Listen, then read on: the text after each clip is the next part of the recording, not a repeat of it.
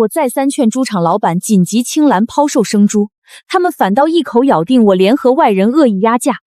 等到猪瘟蔓延，生猪暴跌滞销时，他们低三下四回头，却已经晚了。清河同学，算我们糊涂，这批猪你现在联系渠道收走，多少钱都行，我们绝不还价。对，就算比市场价低一半也可以，只要能拉走就行，再拖下全场猪要保不住了。当初我好言相劝，你们当我害你们，现在出事却想起我了。之前行情一直稳得很，谁能想到突然爆发大规模猪瘟，市场直接崩盘了。唉。一平潜伏的征兆，我5天前就明确提醒过你们，可你们一口咬定我故意唱衰猪场，联合人压价牟利，非要死扛等高价。可是我们……清河，导师那边催了，我们校外调研的返程车已经在门口，该走了。你别走！让你们青蓝的时候，你们百般刁难，现在崩盘滞销了再来求我，晚了。同学们，这是我们省最大的养猪场了，大家一定要珍惜这次外出调研机会，仔细观察猪的生长情况。好。清河，你也太认真了吧？不就是普通养猪调研吗？至于每一头都仔细看？不对劲儿，我刚才观察了10几栏生猪，很多精神萎靡。你看，皮肤还有零星红斑，这是典型的猪瘟前期潜伏症状。你是不是读书读魔怔了？这么大的猪场，怎么可能有猪瘟？我没时间跟你们争辩，必须马上告诉老板，让他立刻止损，晚了就全完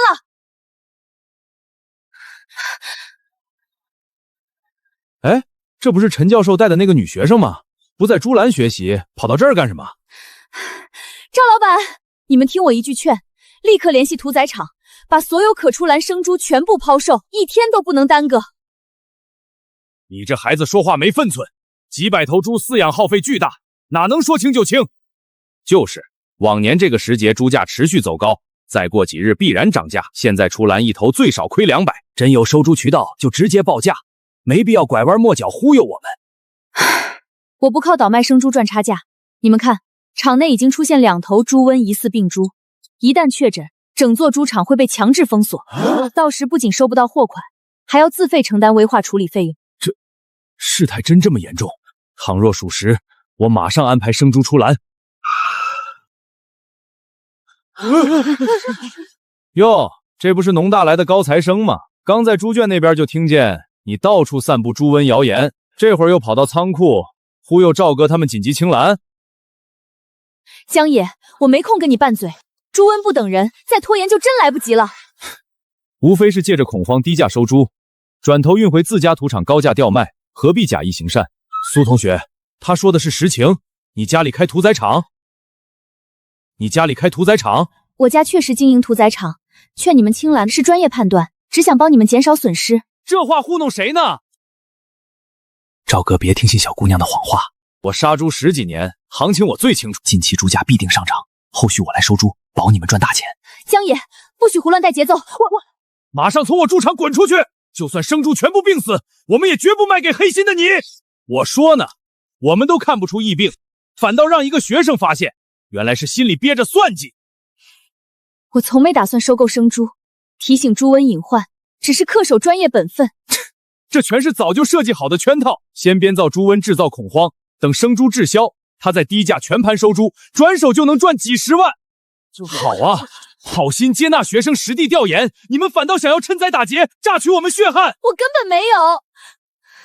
赵哥不用跟他计较，生猪交由我代为售卖。我熟知全县屠宰商与批发商，必帮你们卖出高价。当真？江野可千万不能糊弄我们！我在本地混迹多年，从来不会诓骗乡邻。以为我蓄意抢生意，实在荒唐可笑。等到猪瘟全面爆发，他们终将为今天的愚昧付出代价。哟，我们的大专家回来了，怎么没能忽悠下赵老板手里的生猪？故作沉默罢了，谎话被戳穿就哑口无言。不过读了几年书，还能比常年养猪的农户内行。清河同学，老师和我说，你真的查猪瘟先兆了吗？没有，老师，是我看错了。你的专业功底不输不少研究生，爷爷又是资深老兽医，各类病症你不可能看错。猪场老板常年实操，经验远胜于我。既然他们判定无恙，那就没有问题。好，我明白了。众人拒不采信专业结论，再多劝告也是白费口舌。清河，总算找到你了。周明远，你怎么过来了？临近节气，集团要采购10万头生猪备货，采购检疫需要你来负责把关筛查，优先考察3强猪场的生猪，货品合格就地收几千头，省去四处奔波。他们猪场的生猪，我不建议收购。大家别急，人人都能买到，肉全是3强猪场新出栏，肉质鲜嫩，生意火爆离谱，才半小时，半扇肉快要售完。还是江爷有本事啊，人家这卖肉的速度比屠宰场收猪快多了，价格还高。我就说咱们养了10几年猪，还能看错行情，幸亏没上那小丫头的当，不然钱就全让她赚走了。赵哥，我没骗你吧？现在正是猪肉最抢手的时候，再过10天，猪价绝对能涨到20块，你们一头猪就能多赚300多。多亏了你啊，江爷，要不然我们大家伙还真被那小丫头唬住了。那算啥？我还约了餐馆老板过来，他家每月都要订几10头猪，你们谁家的猪标情好，我就优先推荐谁家的，保证给你们卖个最高价。我家猪最好，膘肥体壮的，明天我就拉过来给你看。还有我家的，先卖我的，都有份儿。不过以后谁也不准偷偷把猪低价卖给别人，咱们把价格守住了，一起赚大钱。好，守住价格，一起赚大钱。清河，3强猪场是咱们县规模最大的，猪的品相也一直不错，怎么突然就不能收了？我几天前发现他们猪场里有猪瘟症状，发病猪的数量也一直在增加，现在已经过了潜伏期，最多3天就会出现大面积死亡。这么严重？那赵3强他们怎么一点反应都没有，还在到处说你造谣？他们现在的眼里只有江爷给他们画的饼。我的天，你看，江野在3强猪场门口屠宰棚现杀现卖3强的猪肉，生意火得很。就这点散客，一天能卖几个钱？猪场里可是压着800多头出栏猪，靠江野摆摊卖，卖到明年也卖不完。听说江野向他们收了20头猪的定金，价格给的比屠宰场还高，就由着他们这么胡来。我已经提醒过他们了，是他们自己选择不信，那这后果也该他们自己承担。王老板，你摸摸这肉，都是今早刚出栏的土杂猪，现杀现送，膘厚肉嫩，比屠宰场那些冻了3天的货强10倍。肉是还行，但现在县城周边10几个猪场，天天有人扛着肉上门推销，不缺你这一家。我跟那些散户不一样，猪场800多头出狼猪，加上周边的散户，我能调1200多头。你餐馆的备货，我全包了都绰绰有余。量大没用，我先把丑话说在前头，能接受再谈，不能接受你转身就走，别耽误我时间。您说，只要能合作，什么条件我都能答应。第一，必须有动物检疫合格证明。第二，每天早上5点半必须送到后厨，全程保温车配送，要是肉变质，所有损耗你全担。第三，卖完一批结一批，压15天货款，账期半个月，这也太坑了吧！我给街边小餐馆送肉都是现结现卖，哪有压这么久的？小餐馆一天要10斤8斤，我这里4个店一天要300多斤，能一样吗？闲场你可以不做，有的是人抢着跟我合作。行，那就先试500斤，我明天早上5点半准时送到，保证一点问题都没有。咋样？王老板那边谈成了没有？他什么时候派车来拉猪？急什么？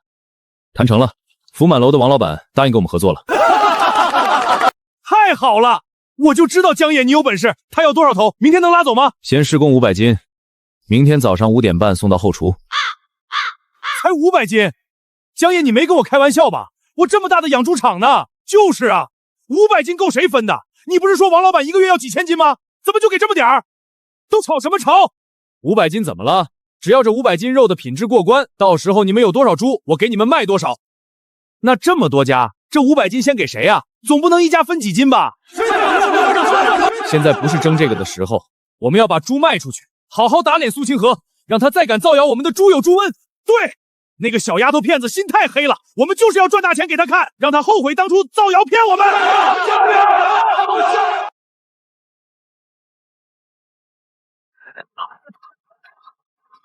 江野，我这猪昨天刚喂了精料，膘肥体壮，杀出来的肉绝对油光水滑。光膘肥有什么用？福满楼后厨要的是切出来整齐好看。看我这猪肥瘦均匀，每一块肉的厚度都差不俩，王老板看了肯定满意。都别吵了，福满楼这是500斤试供单，不是给你们分猪肉来了。要是搞砸了，别说500斤，以后1两肉人家不会要我们的。赵老板这猪品相确实好，出300斤。王福，你那猪标后出200斤，正好凑够500斤。凭什么不选我的猪？江爷，昨天他们抱怨你只谈回来这么点单子，我可是站你这边啊！都闭嘴！刚点名的几家回去都把猪肉准备好，千万不能出半点问题。另外，每家先垫付我3000块钱成本费，等单子做成再退给你们。这猪还没卖掏钱，你们别忘了，苏清河还在外面等着看我们笑话。你们要是不想掏这个钱，那我掏。错过这个时间，就再也卖不出这么高的价了，也绝对不能让那小丫头片子看笑话。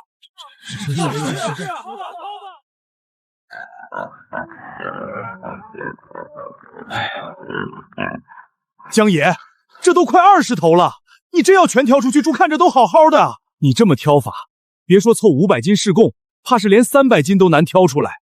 哼，不就是给饭店送点肉吗？钱还没见着1分，倒先扔出去半圈猪，有你这么做生意的吗？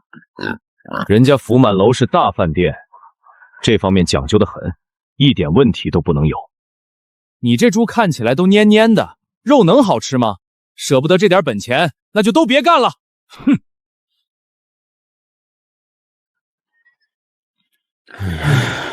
王老板，刘厨师长，您看看这肉怎么样？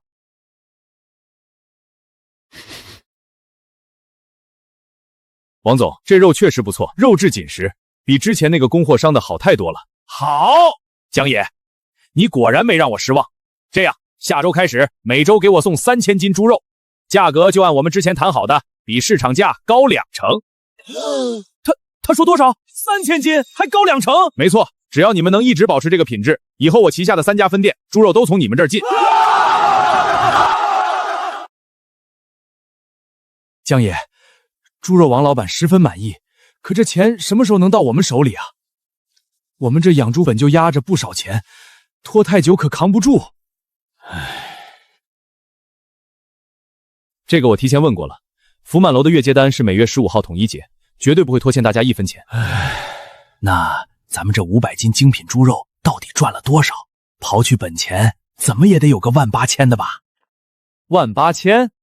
你也太小看福满楼的出价了，扣掉所有成本，纯利润102700。啥？10万多就500斤肉？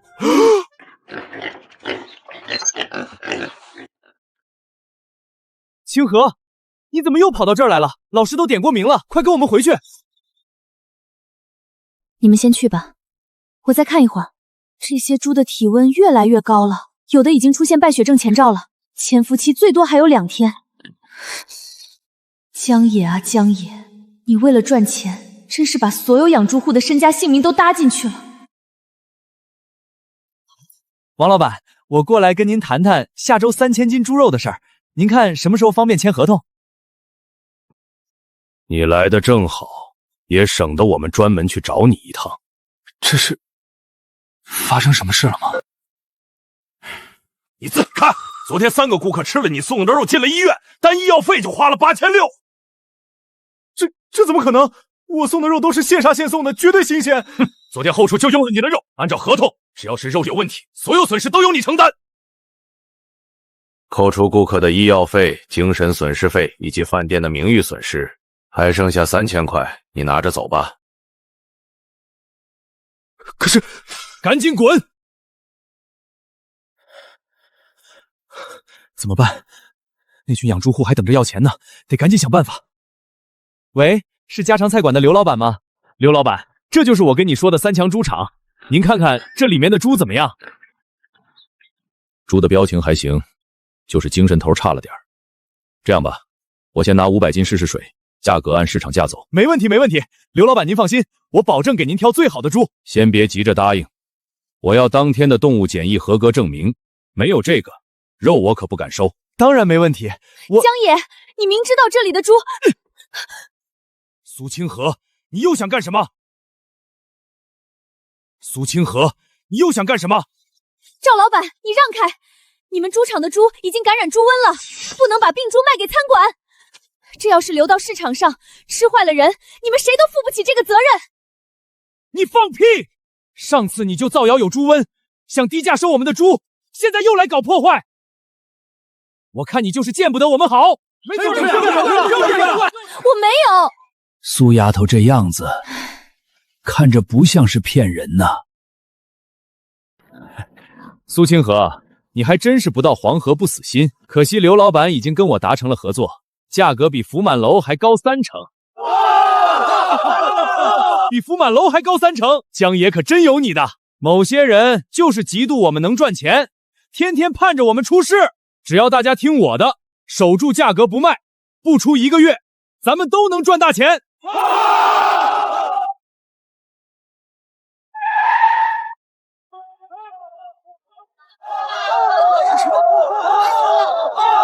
爸，你给我打电话说的到底怎么回事？什么叫猪场可能有猪瘟了？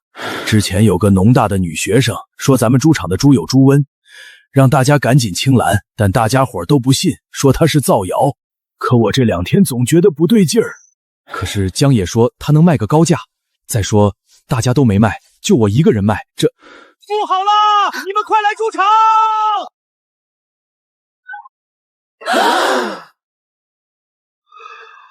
完了，全完了！真的是猪瘟，苏清河说的都是真的。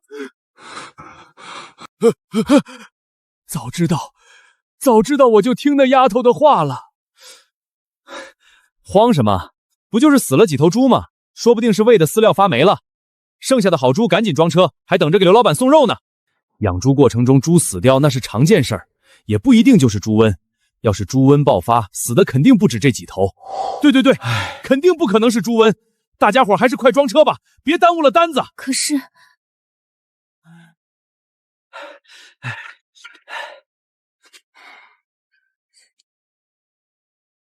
检疫证明呢？拿给我看看。在这儿，您看，都是正规的检疫证明，绝对没问题。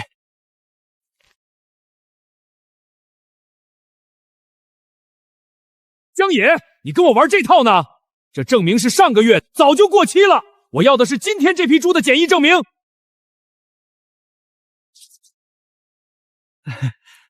刘老板，您别生气，这不是着急给您的菜馆送肉，一着急给忙忘了。不过您放心，回头我把证明补上，肯定第一时间送过来。江野，咱们之前谈的时候说的明明白白，没有质检证明，你这肉我是1斤都不敢收。万一肉出现问题，这个责任我可担不起。刘老板，您就通融这一次。这都快下午了，江野怎么还没回来？该不会送到刘老板那儿的猪肉真出问题了吧？爸，要不咱们别等江野了，咱们先把自己家的猪卖了，总比砸在手里强。你这还净说些没用的。江野马上就要回来了，这时候上哪儿去找卖家？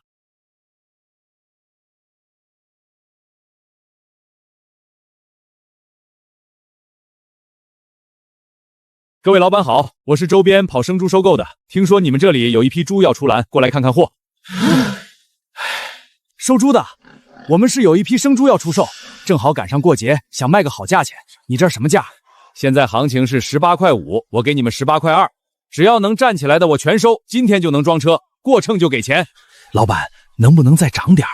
涨不了，这个价已经是顶破天了。最近好多猪场都有猪瘟，我敢收就已经是顶着风险了。你们要觉得不合适，那我就走了。爸，可不能再犹豫了。能拿到现钱比什么都强，万一江野那边真的出了什么岔子，咱们这猪场估计都保不住。行，就按这个价，先把猪卖了。好，那我现在就去叫人。等等，谁让你们把猪卖给外人的？江野，你可回来了？刘老板那边怎么说？江野，你可回来了？刘老板那边怎么说？哈哈哈哈！我江野出马就没有搞不定的事儿，就差了个质检证明。我跟刘老板一说，他当场就把货卸了，说等证明送过去就立马打款。太好了，我就知道你靠谱，刚才差点就把猪贱卖了。这位是？哦，这位是来收生猪的老板，刚才过来问价，说18块2一斤全收。18块2，抢劫呢？哼！刘老板说的价格可是25块，你们为了这点现钱就要把到手的钱白扔？哎呀，江野，我们就是随口问问价，哪能真卖啊？肯定跟你合作，你办事我们放心。可是检疫证明真的能补吗？现在食品安全查得那么严，畜牧站那边卡得紧，万一补不出来……老李，别想这么多，江野说能行就是能行，大家伙说是不是啊？是。这里的猪不卖，你还是请回吧。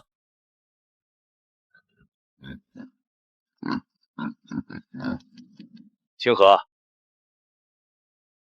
河，爸按你说的来三强猪场收猪，可他们不卖。我知道了，爸。闺女，既然他们不成咱们这个情，你也没必要担心他们猪瘟爆发后的事了。我不会再管他们了。原本不忍心看着他们半辈子的心血就这么毁了，才想着让您去收猪。现在看来是我多管闲事了。既然他们喜欢抱着发财梦死，那就让他们去吧。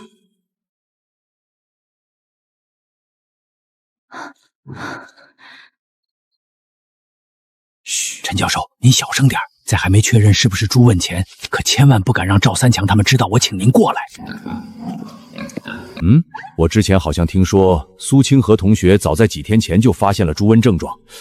我爸虽然养了这么多年猪，但像清河同学说的这么严重的情况从没遇见过，所以就……什么时候开始大批死猪的？前天一下子死了3头，江野说是为了发霉的饲料，可今天我一看又死了5头。陈教授，您说句话，这到底是不是苏清河所说的猪瘟？是猪瘟，已经到急性爆发期了。不可能！我养了30多年的猪，这要真是猪瘟爆发，那我这猪场的猪该怎么办啊？陆教授，难道就没有别的拯救办法了吗？这些猪可都是我爸的命根头，不能就这么没了呀！发现的太晚，已经大面积感染了。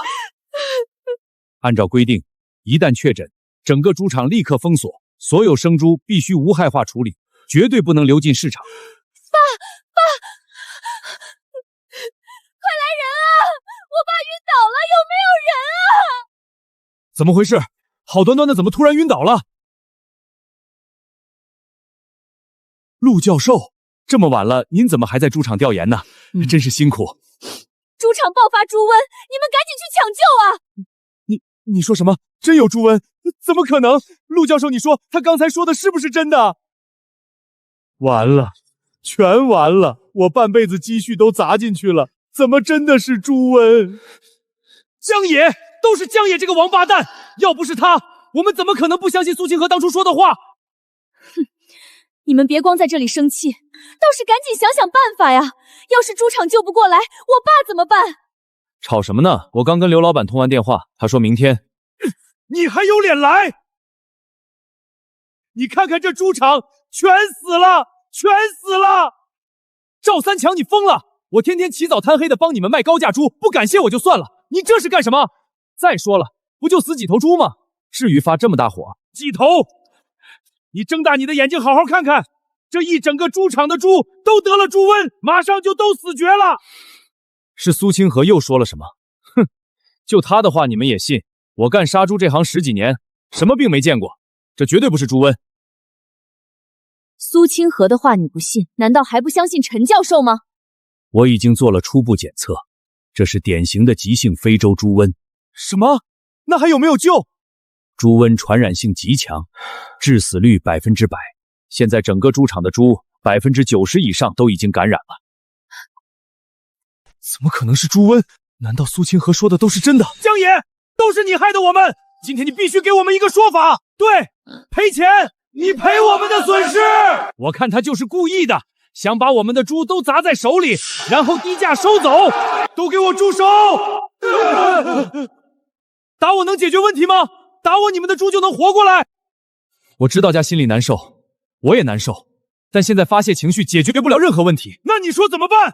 当务之急是趁着猪还没全部死光，赶紧把能卖的都卖出去，能捞回多少是多少。哼，卖，说的好听，怎么卖？现在谁不知道我们猪场有猪瘟？谁敢买？怎么没人买？刘老板那边还等着要货呢。只要我们不说，谁知道这是病猪？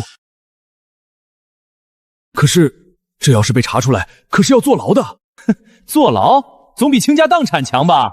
只要听我的，我保证把剩下的猪都卖出去，至少能让你们拿回一半的本钱。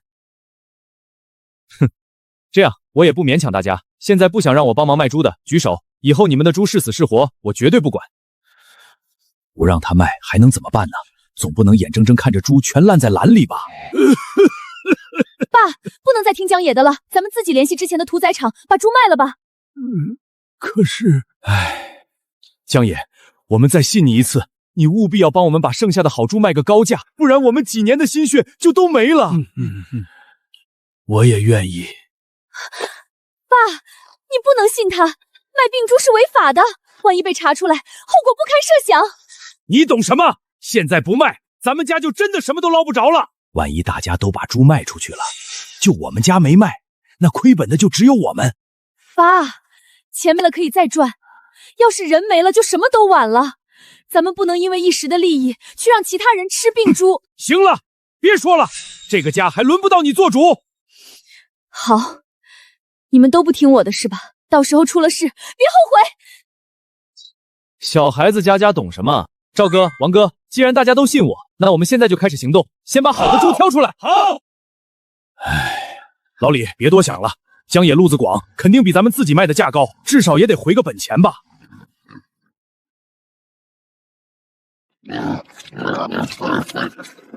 江野，不行啊！这一晚上又死了30多头，剩下的也都蔫蔫的，没几头能站起来的了。是啊，能挑出来的加起来还不到50头，这怎么够卖啊？挑不出来就不用挑了。不挑了，那怎么卖？看着不健康的猪也没什么，只要手起刀落，放干净血，把病变的内脏掏了，肉根本看不出去什么区别。江野，你疯了！这可是病猪肉啊，吃死人怎么办？吃死人哪那么容易？以前农村死了猪，不也照样吃？现在只要我们不说，谁知道这是病猪？可是这太缺德了吧？哼，缺德？跟倾家荡产比起来，缺德算什么？现在只有这一条路能走，要么卖病猪拿回点本钱，要么等着破产跳楼，你们自己选。我再问最后一遍，干不干？不干的现在就可以走，我绝不拦着。干！反正都已经这样了，破罐子破摔吧。对，干！不能让我们半辈子的心血都打水漂。哼，我托朋友造了一份检疫证明，绝对没人能看出来。今天先装一车肉，我亲自给刘老板送去。刘老板，您看看这肉，都是今早3点刚杀的，血放得干干净净，新鲜得很。江野，这肉怎么看着有点发暗啊？而且闻着有股怪味儿。这不是天热吗？路上捂了一会儿，有点闷味儿，正常。您放心，绝对没毛病。您看，这是今天刚开的检疫证明，章都齐着呢，绝对没问题。行，先卸下来吧。钱的话，等这批肉卖完了一起结。好嘞，谢谢刘老板。您放心，下次我给您挑最好的。总感觉不太妙啊。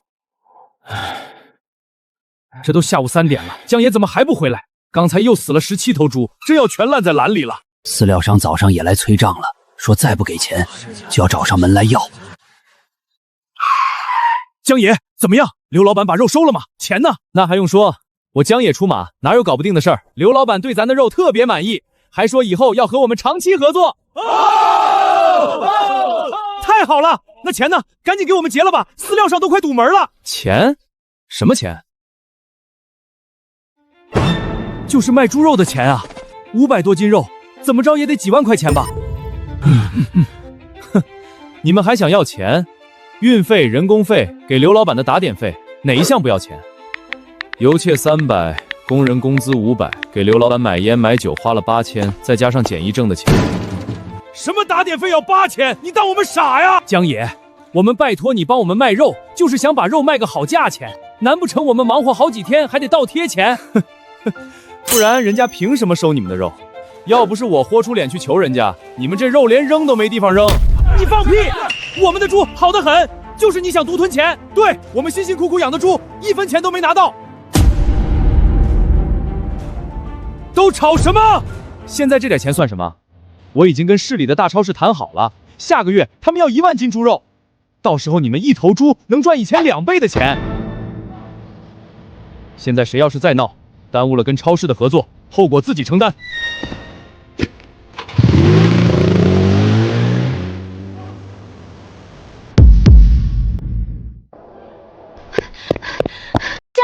骗你们了，我刚才在镇上听说，福满楼因为卖了变质猪被卫生局查封了。小雅，你刚说什么？福满楼被查封了，可江野刚还说要跟超市合作。什么超市？咱们猪场的猪都染上猪瘟了，这样的肉怎么可能跟超市合作？你们怎么还信他？被查封了，那我的猪可怎么办哟？那怎么办？我们现在可是1分钱都没有，家底全压在猪身上了。可眼看着猪马上就要死绝了，还能怎么办？赶紧找其他销路，能卖一条是一条，总比全死在篮里强。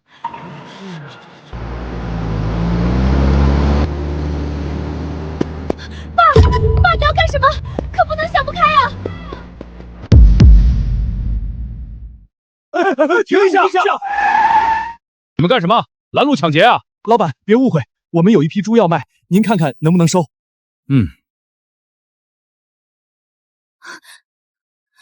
您看，这都是我们今天早上现杀的猪肉，看看能不能收。你们的猪我不收。为什么？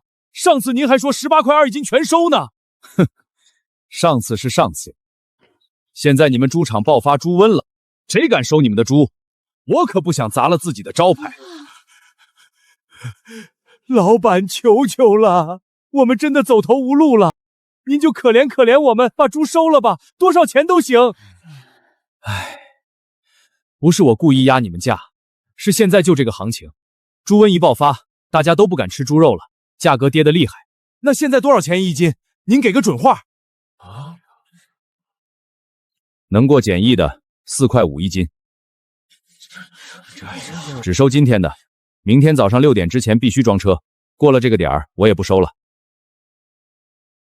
4块5，这也太低了，我们养猪成本都得8块钱一斤。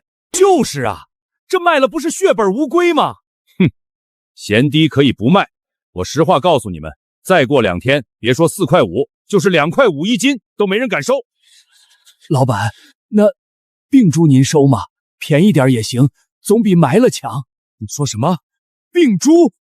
难道你们不知道卖病猪是违法的吗？吃死人可是要偿命的。苏老板，你别走，只要咱们自己不说这是病猪，谁能吃出来？哼，我苏建国做生意从来都是堂堂正正，你们要卖病猪，我管不着，但别找我收。老板别生气，我们不卖病猪，价格方面咱们再商量商量。哼，如果想卖猪，我看在清河的面上可以收你们的好猪，想好了明天给我打电话，过时不候。他说看在谁的面子上。你们好自为之。造孽呀！早知道是这样的结果，当初我们就应该听清河的话，现在倒好，把人彻底得罪了。怎么就跌到4块5了？成本都8块，一头赔1000多，800头就是80多万，我半辈子的血汗钱啊！不卖，说什么都不卖。江野不是说跟市里的大超市谈好了吗？咱们等他消息。赵叔，你清醒一点吧。昨天死50头，今天早上又死30头，咱们隔离出来的几十头好猪，眼看着也出现了猪瘟前期症状，你怎么还盲目相信江野？那能怎么办？你刚才也听到了，现在猪肉价格都跌成什么样了？要是现在卖，大家都活不成。是啊，咱们好歹回个本儿，能少亏一点是一点。小雅，爸知道你担心什么，但是现在价格太低了，咱们全家都指望这批猪生活，打死都不能贱卖啊。对，不能卖。江野不是说了有大超市要跟咱们合作吗？比现在的市价高了5倍呢。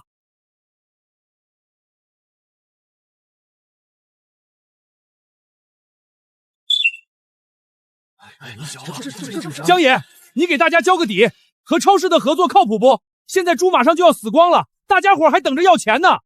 急什么？超市那边正在走流程，再过2天就签合同了，到时候1分不少你们的。不行，得赶紧找出路，超市检验太严格，根本没法把这批猪肉卖出去。喂，张老板吗？我是江野啊，我这儿有批猪，价格好说，比市场价低30%。什么？猪瘟？没有，绝对没有，都是健康的好猪。喂，李老板，我是江野。江野，你别给我打电话了，我听说你卖病猪肉，我可不敢跟你做生意。怎么会这样？怎么会这样？我明明能赚大钱的。昨天死了30头，今天一早就死了50头，再这样下去，明天就全死光了。都别愣着，赶紧挑猪，看着精神点的全都挑出来。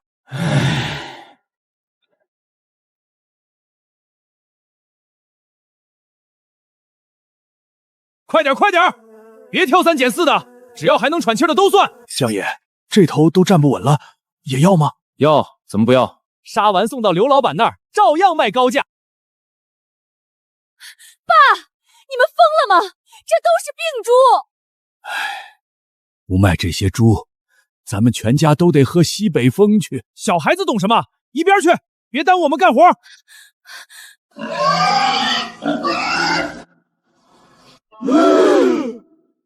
愣着干什么？再挑下一头。这好端端的，为什么突然把我的菜馆封了？是出什么事儿了吗？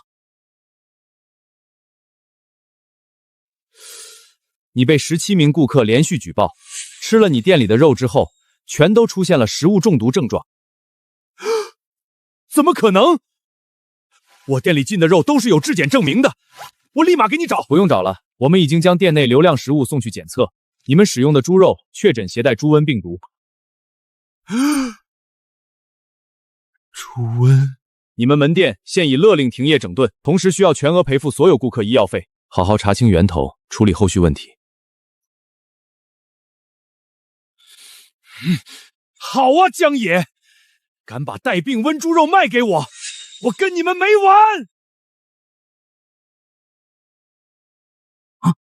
江野，赵三强！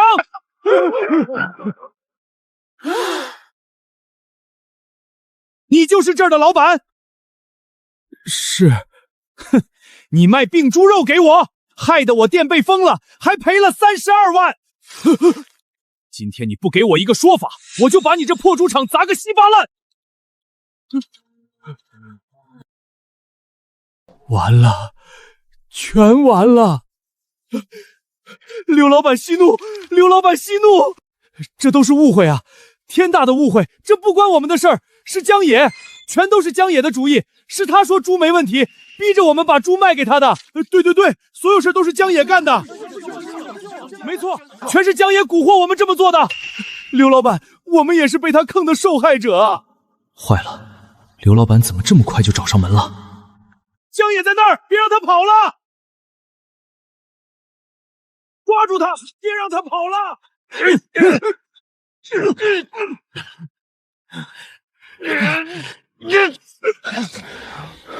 好啊，江野，留下这么一大烂摊子，你还想脚底抹油逃走？好啊，江野，你还想跑？我看你能往哪儿逃！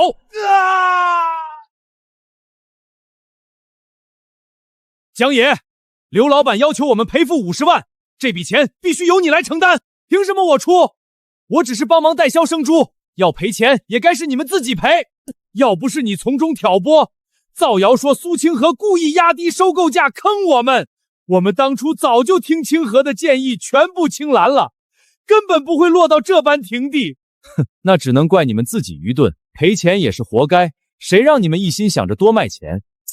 你到现在还敢嘴硬！今天拿不出赔偿款，我直接打断你的双腿！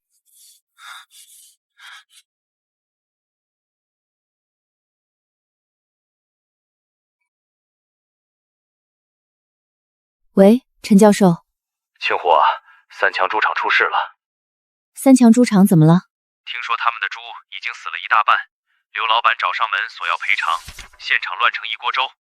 我知道了，这一切早在预料之中。你要不要过去看一看？毕竟都是乡里乡亲的。哼，陈教授，我早就提醒过他们无数次，他们明明清楚场内爆发猪瘟，只是舍不得眼前这点利润。如今这个结局是他们自己选的。你做的对，这种心存侥幸的人根本不值得同情。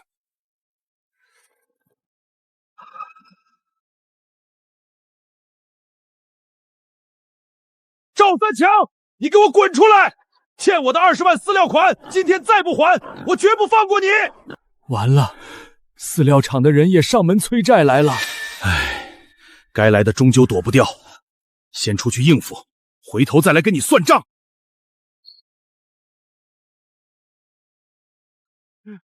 老板，您先消消气，再宽限我们几天，就短短几天。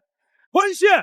我已经给过你多少次期限？我厂里一堆工人等着发工钱，拿不到货款，我也要破产。动手！厂内所有东西全部搬走抵账。别搬，那是我们晋升的全部家当了。王老板，求求您发善心，再给我们一次机会。剩余钱款再不结清，直接拆了你这猪园卖钢筋。明天我还会再来。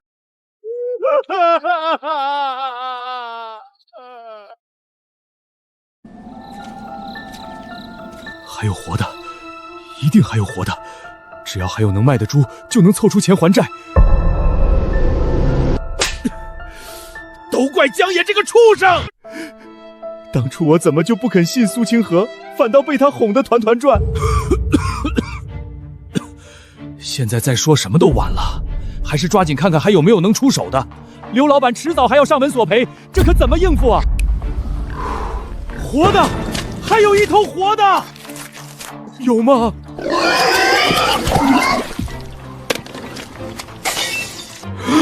？800多头猪啊，全都死光了！我10几年全部心血，一下子全没了。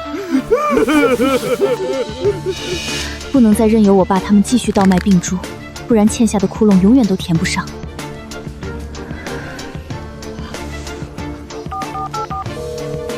喂，我要举报3强猪场爆发非洲猪瘟，场内有人私自贩卖病猪肉，已经造成多名顾客食物中毒。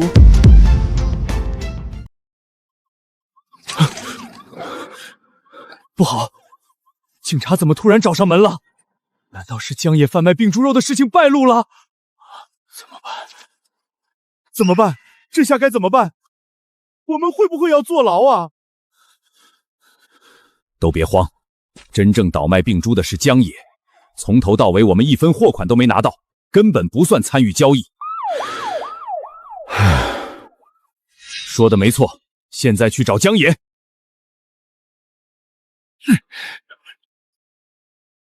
江野，全都是你害了我们！现在警察已经来了，所有罪责必须你一个人扛下来。哼，凭什么所有事都要我一个人承担？当初卖病猪，你们全都点头同意，谁都别想脱身。你胡说八道，分明是你胁迫我们出手的。要不是你从中挑拨哄骗，我们早就听从苏清河的建议，全部清卵，根本不会落到这般绝境。别打了，求求你们别打了！住手！所有人立刻停手！警察同志，快救救我！他们要活活打死我！江野，你还要不要脸皮？江野，我们接到10名举报，你涉嫌生产销售不符合安全标准的食品，现依法对你传唤调查。不是我干的，全是他们逼我的，是他们主动让我出售病猪。你满口谎话！是你私自伪造检疫合格证，哄骗我们能卖出高价生猪。没错，一切都是他的主意，我们从头到尾毫不知情。你们这群忘恩负义的人，当初是谁苦苦哀求我帮忙出售生猪的？全部闭嘴！有任何说辞，统一到派出所再交代。我绝不会放过你们！现在怎么办啊？江野被抓走，猪全都死光，1分钱没赚到，还欠下满身外债。我当初把自家房子抵押给银行贷的款，如今还不上钱款，银行马上就要收走我的房子。我媳妇儿早就带着孩子回娘家了，她放话再不凑出钱就要跟我离婚。要不咱们再去找一趟苏清河？要不咱们再去找一趟苏清河？他是农大专业高材生，自家还有屠宰场，肯定能想出法子。可当初我们那样对待他，不光往他身上泼猪食，还出言辱骂他黑心，他还愿意出手帮我们吗？现在小的求人了。当初你们偏要听信江野的谎话，不肯及时青蓝止损，如今落得一无所有。是爸糊涂，当初没听你的劝告，你快想想办法，咱们家全部家底都要保不住了。爸，不是我不愿搭把手，事情闹到这一步，我也没有办法。咱们猪场的名声早就彻底败坏了。不管他愿不愿意帮忙，我们都得上门试一试，这是我们眼下存的一点希望了。没错，就算给他磕头赔罪，我们也去。苏清河心肠不坏，一定能想出办法救下我们。你说，苏清河真的愿意见我们吗？当初我们那样为难他，换谁都记恨。难呐！换做旁人，被泼一身猪食，当众辱骂，绝不会再理睬我们。就算他骂我，动手打我，我全都认。只要他肯伸手拉我们一把，我甘愿给他当牛做马抵债。早知道当初就乖乖听他的话了。当初18块2一斤不收，现如今4块5都没人肯收我们的猪。全都怪我们自己，我们太过固执，又贪那点高价。当初早点青蓝，何至于走到这般绝境？根源全在江野那个奸猾小人，要不是他在中间挑拨哄骗，我们绝不会不听苏清怡的劝告。没错，一切祸根都是江野。走吧，不管要受多少难堪，我们都上门诚心求他原谅。这是我们仅剩的一条活路了。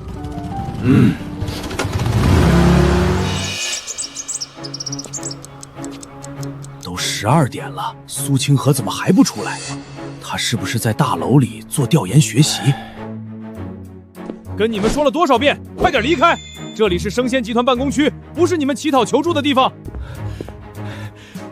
保安大哥，麻烦您行行好，通融一下。我们只想见来这边学习的苏同学，说几句话立刻就走。是啊，大哥，我们真的遇上天大的急事，求您帮帮忙。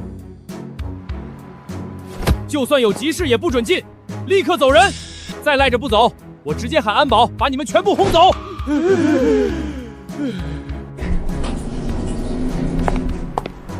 苏清是不是上门去？苏清河！苏清河，站住！不准再往前靠近！赵清河，你们围在这里，到底想干什么？都原地站住！有事情好好沟通，谁再往前靠近一步，我立刻拨打报警电话。赵老板，你们突然下跪，到底想做什么？清河，我们知道自己错了，当初我们一意孤行，半点都不肯相信你的提醒。清河同学，求求你出手救救我们！我已经把房子抵押给银行，要是再凑不出钱款，一家人只能露宿街头。苏丫头，是我们有眼无珠，不听劝。我给你赔罪磕头，你大人有大量，宽限帮帮我们一回。之前你们一口咬定自家生猪绝不会染上猪瘟，事到如今，又为什么专程来找我求助？清河，我后悔当初往你身上泼猪食，你随便打骂我都认。只求你想办法拉我们一把。别再作践自己了，你们无非是想让我收下这批生猪，这批猪我收。你们心心念念，不就是想听我答应收猪这话吗？清河同学，是我们脑子糊涂，做错了事。这批猪你随便联系渠道收走，多少钱我们都认，半分价钱都不会跟你争。没错，就算比市场价折半我们也接受，只求能全部拉走，再耽搁喜日，圈里生猪就要死绝了。当初我苦口婆心上门劝导，你们反倒觉得我存心坑你们，如今灾祸临头，走投无路，才想起来找我帮忙。之前生猪行情一直平稳向好，谁也料不到突发大规模猪瘟，整个收购市场一夜之间彻底崩盘。早在5天之前，我就把一平潜伏的征兆清清楚楚告知你们，可你们非但不听，反倒咬定我故意散播利空，联合渠道压低生猪收购价牟利，执意硬扛等待高价。可是我们当初……清河，公司那边已经在催，会议马上开始了，该走了。你别走，求求你别走！让你们青蓝的时候，你们百般刁难，恶语相向。如今生猪滞销，猪场崩盘，再来求助我，已经太晚了。我是混蛋，我不是人，落到这般地步，全是我自作自受，活该呀！命啊，到头来全都是命啊！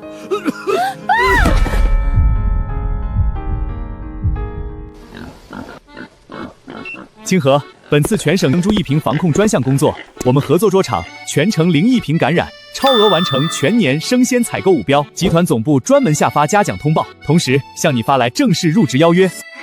谢谢你，不过我打算继续跟随陆教授深耕专业学习。那你心里还记恨3强猪场那群养殖户吗？我从来没有心生怨恨，只是满心惋惜。倘若当初他们能多一份防疫警惕，也不会落得家破业散的结局。正因如此，你的工作才格外有价值。